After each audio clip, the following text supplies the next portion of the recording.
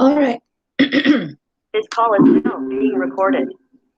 Assalamualaikum dan salam sejahtera. So, terima kasih kepada yang berjaya join kelas pada pagi ini. Okey, baik. Kita teruskan dengan subtopik seterusnya untuk bab 6, elektrik dan kemagnetan.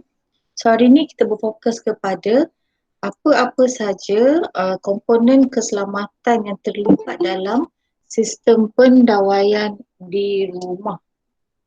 Okey.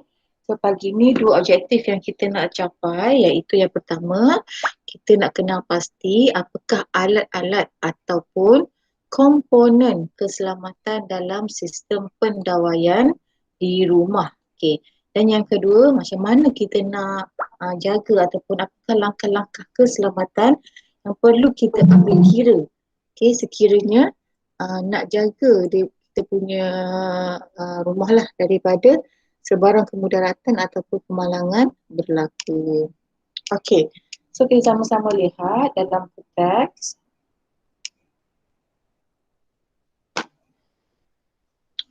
Alright, so ini adalah gambar rajah beberapa alat ataupun komponen yang kita biasa lihat dekat pendawaian di rumah. Okey, mungkin sama ada awak perasan ataupun tak lah. Zahan.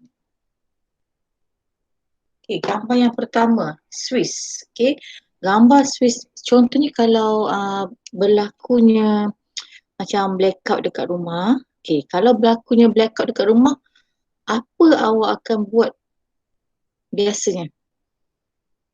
Tiba-tiba pok, tendang. Biasa awak buat apa kat rumah? Tunggu ayah baiki ke? Telefon bomba ke? Biasa buat apa?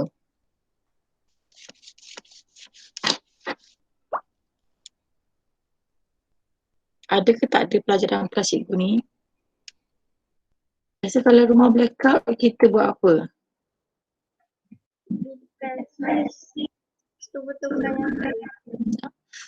Biasanya kita akan pergi dekat Swiss utama yang dalam kotak-kotak tu. Kemudian kita check mana yang ada tendang. So tendang tu dekat mana? Tendang tu lah dekat dia punya sama ada Swiss ataupun dekat earth leakage ELCB ni ataupun dekat MCB. Okay. Kita pergi yang pertama di mana Swiss ni, gambar A ni adalah gambar Swiss. So Swiss seperti yang kita faham, dia ada on dengan off. Maksudnya dia boleh on kan ataupun off ataupun mematikan, memutuskan litar dalam kita punya sistem pendawaian. Sekiranya ada yang tak betul lah, ada yang something wrong ke, ada yang wire short ke, dia akan tendang supaya kalau dia tak tendang, pengaliran arus terus berlaku, boleh jadi kerosakan alat ataupun kebakaran. Okey, so gambar yang kedua adalah gambar fuse. Fuse ni yang kecil-kecil ni. Okey, biasanya awak akan lihat dia ada dalam palam 3 pin. Okey, dia biasanya ada dalam palam 3 pin, palam 2 pin tak adalah. Palam 3 pin biasanya, ataupun mana-mana alat yang orang kata menggunakan tenaga elektrik yang agak tinggi. Okay. So dia ada banyak saiz. Saiznya bukan saiz benda ni, bukan secara fizikal tetapi dia punya saiz 3A. A tu maksudnya ampere yang mewakili arus. So 3 ampere, 5 ampere, 10 ampere, 13 ampere. Okay. So ampere ni ataupun nilai bagi arus ataupun nilai dia punya fuse ni bergantung kepada jenis alat yang kita gunakan. Maksudnya semakin besar tenaga elektrik yang digunakan oleh alat elektrik tu, semakin tinggilah dia punya nilai fuse. Okay, C, earth leakage circuit breaker. Okay, ini pun ada dalam kotak fuse utama yang ada dalam rumah. Okay, seperti yang kita belajar yang awak tengok dalam video untuk PDP yang sebelum ni, dia ada dua jenis fuse. Satu fuse dekat luar rumah yang ada bersebelahan dengan meter elektrik. Satu lagi kotak fuse yang ada dalam rumah. So, earth leakage circuit breaker ELCB ni adalah yang ada dalam rumah, yang dalam kotak tu. Okay, so dia susun, dia ada ELCB dan bersebelahannya dia susun dengan MRCB ni. Dengan MCB, sorry, okay, dengan MCB ni. Ini dalam kotak fuse dalam rumah lah. Okay, di mana yang ni miniature circuit breaker ni adalah yang kecil-kecil bersusun banyak-banyak dalam fuse dalam rumah. So maksudnya katakanlah rumah awak blackout satu hari, so ayah kita pergi dekat kotak fuse ni, dia akan check satu-satu plug mana yang kalau kita up, kita naikkan, dia akan tendang balik. So bila kita naikkan, kita on balik switch utama ni, kita dapati kita punya elektrik tendang balik. So maksudnya salah satu MCB yang ada dalam ni ataupun mewakili plug dalam rumah adalah rosak. Okay. So miniature circuit breaker ni yang kecil-kecil ni bersusun. Dia mewakili setiap sub-sub pendawaian yang ada dalam rumah. Contohnya kat sini, ni guna plug dapur, yang ni guna plug komputer, yang ni guna plug TV. Okay. So dia ikutlah. Dan dia ada koding warna yang berbeza mengikut kemampuan tenaga voltan yang berbeza. Okay. Gambar E adalah dawai bumi. So ini adalah simbol bagi bumi. Maksudnya masuk dalam tanah lah. Okay. Dan biasanya disambung dengan wayar yang berwarna hijau. Hijau mewakili bumi. So rupa dia macam mana? Dawai bumi ni akan disambungkan terus kepada bumi lah. Okay. Ini biasanya awak akan lihat dekat sekolah ni, biasa ada tepi longkang ni. Dia akan ada ditanam dalam tanah dan disambung daripada pendawaian rumah utama kepada dalam tanah. So dia adalah wiring ni. So dia nampak macam sikit tapi sebenarnya dalam ni dia ada panjang lagi dia punya inilah, ada besi, ada besi penyambung dalam tanah dan ditutup dengan plastik. Okay. So ini adalah simbol bagi dawai bumi. Kenapa perlu ada dawai bumi untuk setiap pendawaian di rumah? Okey. So setiap tenaga elektrik yang disalurkan ke rumah, dia mempunyai rintangan. Okey, seperti yang awak belajar masa tingkatan 2, kita ada voltan, kita ada arus, kita juga ada rintangan. So rintangan yang ada tu boleh menyebabkan renjatan elektrik boleh berlaku. Jadi kita salurkan semua rintangan yang ada terus kepada wayar bumi. Okay. So, bila awak lihat contohnya dalam palang 3 pin ni, dia ada 3 point. Satu warna biru, satu warna hijau kuning, satu lagi warna perang ataupun coklat. Okay. Di mana warna biru ni adalah wayar neutral, kuning hijau ni adalah wayar bumi, dan perang atau warna coklat ni adalah wayar hidup. Okey, apa beza antara tiga-tiga tadi? Bumi, dia membumikan, okey, membumikan rintangan yang ada, manakala neutral dan hidup ni, beza dia, okay, kita imbas balik PDP yang sebelum ni. Okay, maksudnya untuk pendawaian utama dia ada dawai neutral dengan dawai hidup. Dawai hidup ni yang masuk, manakala dawai neutral ni adalah yang keluar, arus yang keluar ataupun voltan yang keluar daripada pendawaian di rumah. Okey, so gambar seterusnya adalah gambar F, iaitu pengalir kilat. Pengalir kilat ni biasanya diletakkan di atas kawasan, di tempat kawasan yang paling tinggi dalam setiap bangunan. Okey, contohnya kalau berlakunya waktu ribut petir, kita sebenarnya tak digalakkan ataupun tak sepatutnya mencari tempat berteduh di bawah pohon-pohon yang tinggi. Okey, kenapa? Sebab kita untuk elektrostatik asal macam mana kilat punya berlaku, dia akan menyambar mana-mana objek atau bahan yang berada hampir dengannya. Okay, sebab itulah kalau kita lihat, kebanyakan yang kena panas petir adalah pokok-pokok tinggi, bangunan-bangunan tinggi. Okay, kilat menyambar mana-mana objek yang terdekat dengannya. Okay. So untuk langkah keselamatan, setiap bangunan sekarang, bangunan tinggi dia akan dipasang dengan pengalir kilat. So dia seolah-olah satu besi panjang lah. Okay. Contohnya dalam satu bangunan sekolah 2 tingkat, dia akan pasanglah banyak poin pengalir kilat ni. Okay.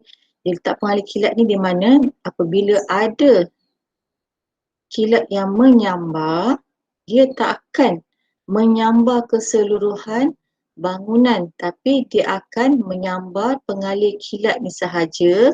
Kemudian tenaga voltan yang sangat tinggi yang dihasilkan oleh tenaga kilat sehingga mencecah jutaan voltan, dia akan terus alirkan kepada bumi.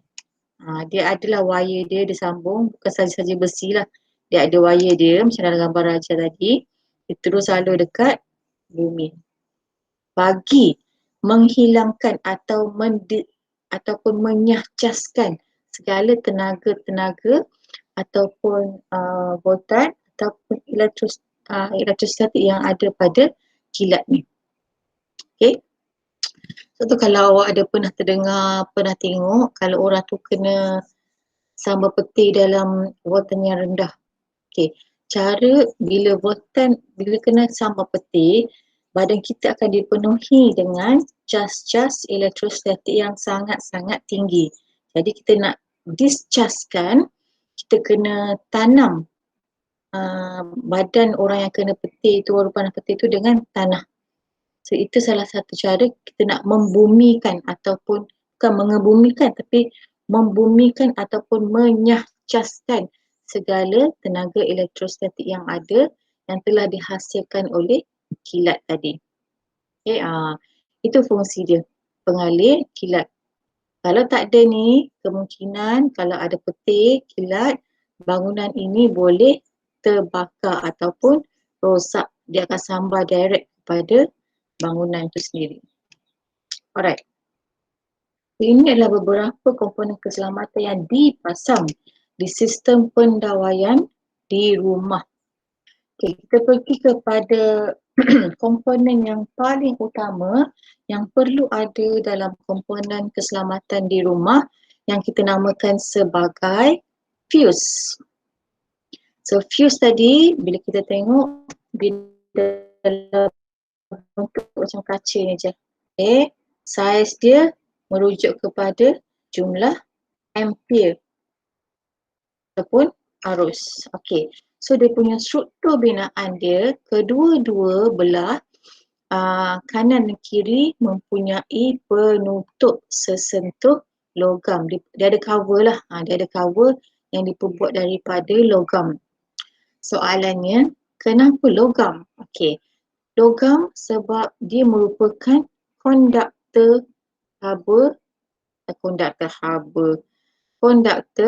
elektrik yang sangat baik. Okay, so kita tak letaklah kayu ke, kita letak plastik sebab kita nak alirkan voltan supaya dapat merentasi daripada satu poin ke poin yang lain. Tapi dia nak menyeberang macam mana? Dia nak lalu macam mana? Okey, daripada satu poin ke poin yang lain, dia memerlukan wire fuse. Okay, wire fuse. Bila kita lihat dekat struktur, okay, Ini adalah inilah gambar rajah bagi fuse. Maksudnya dia nak sambung arus tu dari satu titik ke titik yang lain. Dalam dia kena ada wire. Okey, dalam ni ada wire, barulah alat elektrik ni dapat berfungsi dengan sempurna. Okey, so ini kita namakan sebagai wire fuse. Okey. So untuk fuse dia ada banyak saiz kan. So contoh tadi saiz dia 1A, 2 ampere, 3 ampere, 5 ampere sampailah 30 ampere. Okey. Untuk wire fuse, dia punya ketebalan akan bergantung kepada nilai fuse itu sendiri. Maksudnya semakin tebal, semakin tinggi nilai fuse, maka semakin teballah wire fuse ni ada dalam setiap fuse. Kemudian dia akan dilindungi, ditutupi oleh sarung kaca ataupun porselin yang mengandungi dalam ni ada nitrogen. Okay, so ini adalah struktur binaan utama bagi fuse dan dia akan ditulis dengan nilai yang berbeza mengikut keperluan peranti elektrik tu sendiri. Okay, semakin kuat tenaga elektrik tu, dia pakai tenaga elektrik, semakin tinggilah arus yang jumlah nilai fuse yang diperlukan. Okey, dah selesai mengenai fuse, tapi sebenarnya fuse ni mempunyai dua jenis. Okey, so yang pertama kita panggil sebagai fuse cartridge dan yang kedua kita panggil sebagai fuse wire boleh ganti.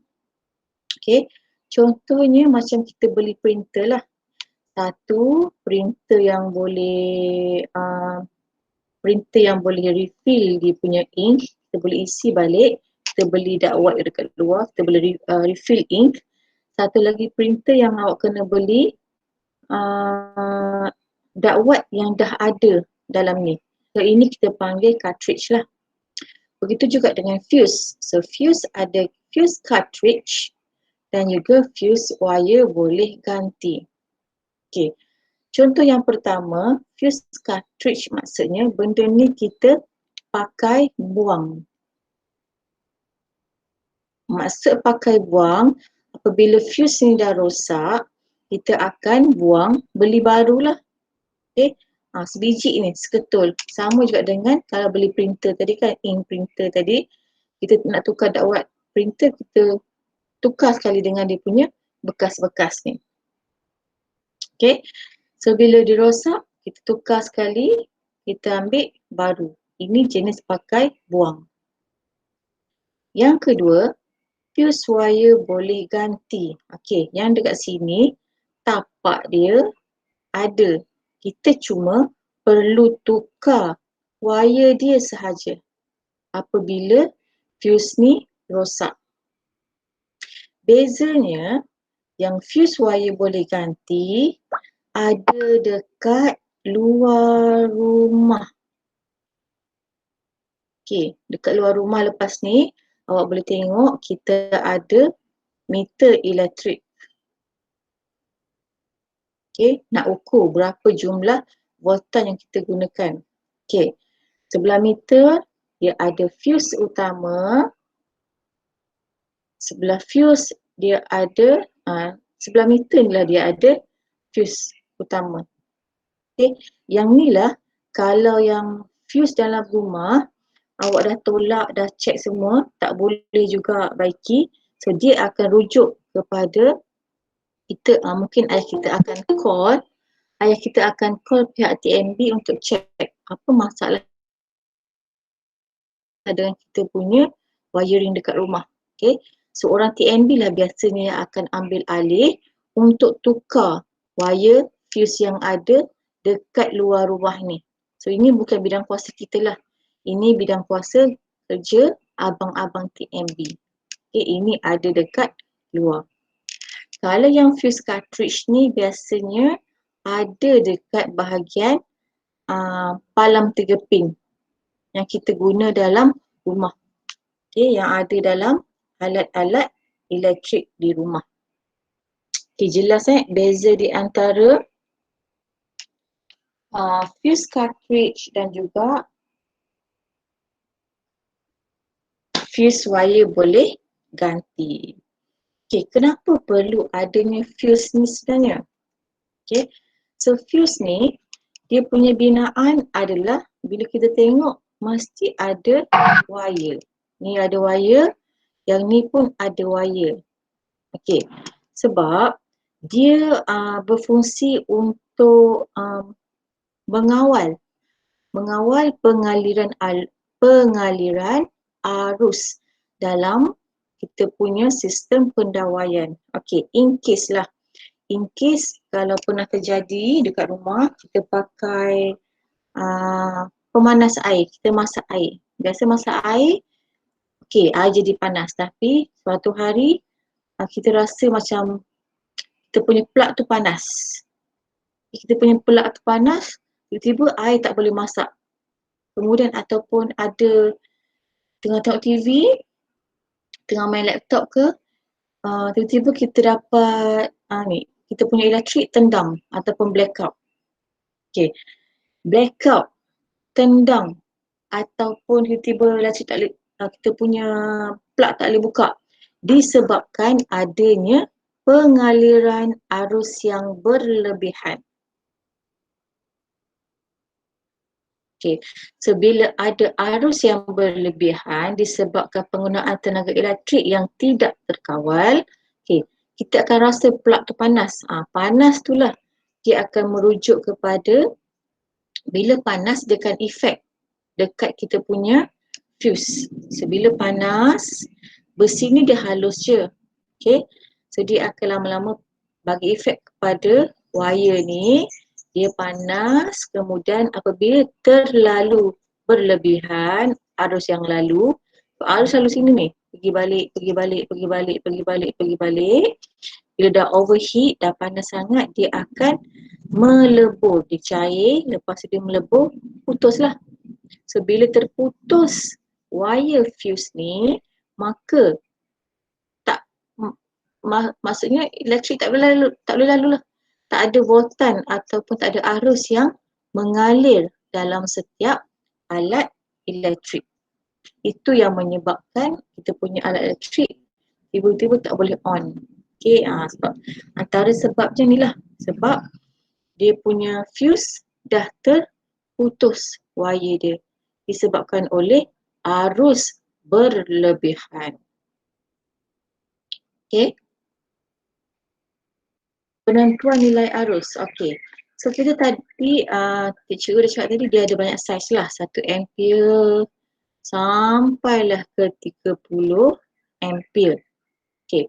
Macam mana kita nak tentukan ataupun macam mana orang tu nak tentukan apakah nilai fuse yang sesuai digunakan. Okay, kita lihat contoh dekat bawah ni. Kita ada sebuah chariot elektrik yang menggunakan maksimum 11.34 ampere. Okey, so bila kita nak gunakan ini yang ada pada yang ada tulis ataupun nyatakan dekat alat elektrik. So fuse yang sepatutnya kita gunakan adalah nilai yang melebihi daripada yang sepatutnya. So sepatutnya 11. Tapi kita perlu guna fuse yang bernilai 13 ampere.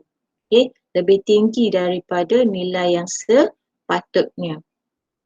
Okay, sebab kalau kita ambil kurang daripada 13, contohnya kita ambil 10, sepatutnya 11. Jadi bila 11, dia dah terlebih. Arus tu dah terlebih. So bila pakai pun tak gunalah. Bila awak on je, dia tetap akan terbakar. So, kena beli baru lagi. Beli baru, terbakar lagi. Beli baru, terbakar lagi. So, kena guna fuse yang melebihi daripada nilai maksimum asalnya. Okay, kalau punya alat 7 ampere, nak kena beli saiz apa? Nak kena beli 10 lah. Tak boleh beli yang 5 ampere. Tak boleh. Dia akan jadi terbakar. Okey. So macam mana, pernah tak awak terfikir macam mana boleh berlakunya litar pintas? Ataupun macam mana, kenapa tiba-tiba kat rumah kita boleh blackout? Ataupun kita punya fuse boleh tendang? Okey. Antara sebab atau puncanya apabila adanya arus berlebihan yang digunakan oleh alat kita di rumah lah. Okey. Setiap pendawaian dia akan sambung pada solenoid lah.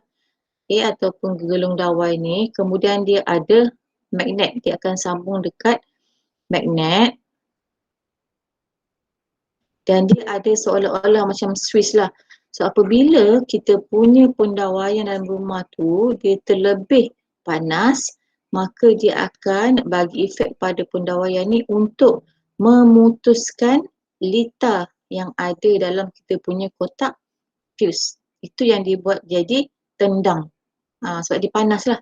Sebab dia panas, dia overheat, dia akan bagi efek pada dawai yang ada dalam struktur binaan dalam kita punya fuse. Sama ada dalam rumah ataupun dekat luar rumah. Alright, so kita dah go through beberapa alat dan juga komponen yang berkaitan dengan sistem keselamatan dalam rumah. Betul Fatimi, karen berlebihan. Lebih kuranglah maksud itu. Bila karen berlebihan dia panas lah. Bila panas dia yang jadi kita punya plug tu ditendang. Mungkin ada something wrong lah. Mungkin ada alat yang kita gunakan tu, mana-mana alat yang kita sambung dekat plug ni, dia rosak. Dia nak bagi tahu sebenarnya. Kalau zaman dulu dia punya fuse lain, zaman sekarang dia punya fuse lain. Kalau dulu, zaman-zaman cikgu muda dulu, dia punya kotak fuse, dia tak boleh detect. Dia tak boleh detect kalau ada karen berlebihan. Okay? Itu yang menyebabkan rumah tu boleh terbakar.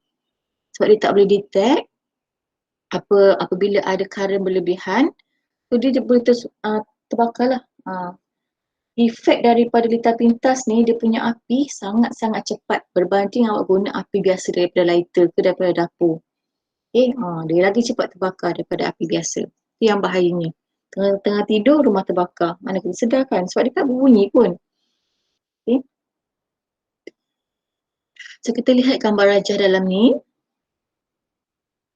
Ini adalah iron lah. So biasanya kalau awak tengok, mana-mana alat elektrik yang menggunakan kuasa elektrik yang tinggi, dia akan ada palang 3 pin. Di mana palang 3 pin ni dia letaklah sekali slot untuk fuse. Okey. Kenapa? Salah satunya fuse ni dia nak melindungi alat elektrik ni daripada rosak dan juga melindungi daripada pendawaian rumah kita daripada rosak jugalah. Dia nak melindungi kedua-dua benda ni. Okay, sebab bila ada something wrong dengan kita punya iron ni contoh, dia akan terus putus, akan terus rosak. Maksudnya benda ni tak rosak sebenarnya. Awak cuma perlu tukar fuse yang ada dalam ni. In case kalau one day awak punya iron tak boleh berfungsi dengan baik. Sebab biasanya alat ni tahan lama. Okay, bezanya cuma plug ni. Ini yang pentingnya bila perlu beli barang elektrik, kena ada cop sirim. Dia ada stiker sirim. So lepas ni boleh tengok alat elektrik masing-masing. Kalau yang ada cop sirim ni, insya-Allah dia adalah yang selamat. Okay, di mana sirim ni merupakan badan kerajaan dekat Malaysia yang mana dia akan buat quality control. Okay, alat elektrik ni selamat digunakan untuk di rumah. Kalau yang tak ada cop sirim, maksudnya dia tak ada jaminan bahawa alat elektrik tu selamat untuk digunakan. So itu yang masalahnya bila kita beli barang-barang secara online yang tak ada wire sirim, setengah bahan yang tak ada cop sirim ataupun stiker sirim, bila kita pakai kita rasa panas, dia overheat. Sebab mungkin benda tu datang daripada China ke, voltan dia tak sesuai ke, fuse dia tak sesuai ke, okey. Dia tak ada quality control daripada badan yang memang mahir meluluskan penggunaan alat-alat elektrik di rumah. Dia memang dia ada stiker ni. So lepas ni boleh tengok alat elektrik dekat rumah lah. Dia ada tak stiker ni. Okay, so contohnya dekat sini. Okay, untuk iron ni macam biasalah dia ada 3 warna kabel ataupun wire yang berbeza, iaitu wire neutral, wire bumi dan juga wire hidup. Biasanya wire bumi ni adalah untuk mengelakkan daripada kita mendapat renjatan elektrik ketika menggunakan iron baju. Kalau tak ada ni, risiko untuk kita dapat shock tu adalah sangat-sangat tinggi. Apa beza di antara wire neutral dengan wire bumi? Kalau sebelum ni wire hidup dengan wire neutral ni adalah wire yang keluar daripada pendawaian. Mana wire hidup ni, hiduplah. Hidup, so dia masuk. Mana-mana voltan yang masuk. So kalau dekat sini, wire hidup, arah dia masuklah. Untuk wire neutral, arah dia keluar. Di mana wire bumi, dia akan terus salurkan kepada bumi. Ada satu wiring, dia akan sambung kepada bumi. Bagi menyahcaskan ataupun untuk mengelakkan renjatan elektrik yang boleh menyebabkan kematian. Alright. So itu adalah salah satu cara macam mana setiap peralatan elektrik dalam rumah kita disediakan dengan komponen-komponen keselamatan. Andainya kita one day kita depan mata sendiri, kita lihat kawan kita kena renjatan elektrik. Apa yang perlu awak buat? Adakah kita terus tarik dia?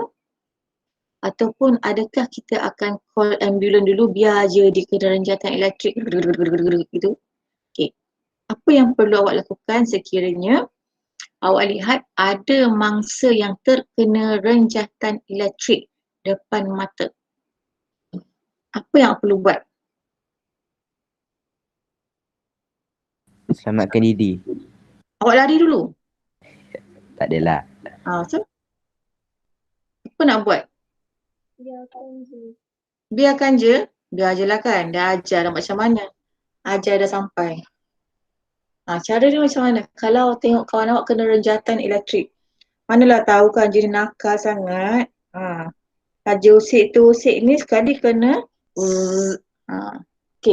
So cara yang terbaik sebenarnya, kalau awak nampak ada switch yang berdekatan, kita off dulu switch tu.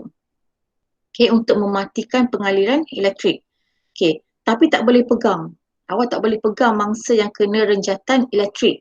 Sebab kalau awak pegang dengan awak sekali, boleh kena renjatan elektrik walaupun switch tu telah ditutup. Sebab dalam badan mangsa tu sendiri dah ada dalam badan mangsa tu sendiri. So nanti kalau awak pegang, dengan awak sekali lah kena kong. So caranya, kita kena alihkan mangsa tu daripada punca ataupun didapat renjatan elektrik tu dengan menggunakan alat-alat yang berpenebat.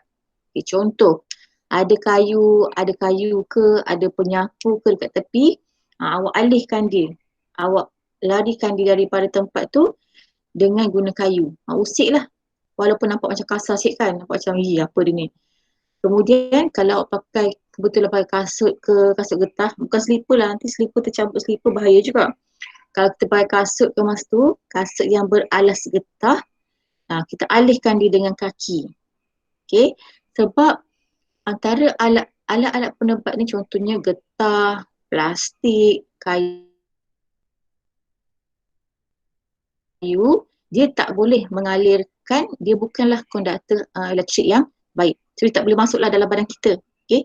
Walaupun kita nampak orang tu macam dah tak sentuh lagi alat elektrik yang rosak tu, tapi sebenarnya voltan tu ada, voltan tu masih ada dalam diri mangsa. So bahayalah.